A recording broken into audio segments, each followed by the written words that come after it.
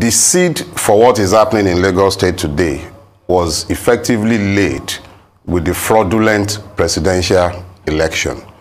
And I say fraudulent because there is sufficient basis upon which to make that claim. But more importantly, the figures that were released in Lagos State as the presidential election result were already doctored before they were released. It has no basis in reality.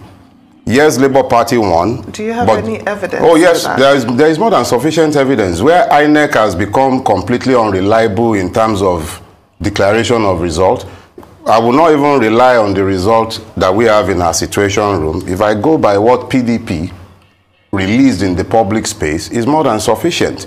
PDP said Peter Obi and Labour Party had over 900,000 votes in Lagos State. They had a little over 100,000, and APC had the same.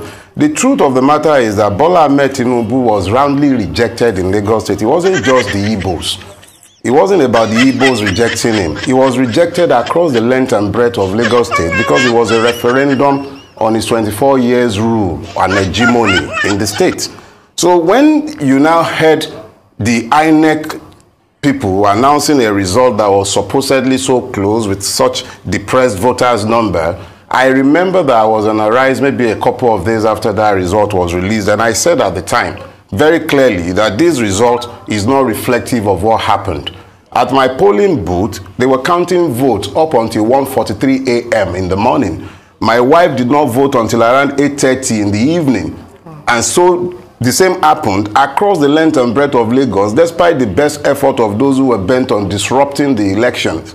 So when they brought out the figure, I said immediately that one, it was not as close as they would like to pretend that it was. It wasn't close, it was a whitewash. However, in order to validate the lies that they have to tell and the tribal hatred that they are stirring up, they had to portray a close election so that the script that they have already written for this Saturday's election might be legitimized in all the nonsense they are doing.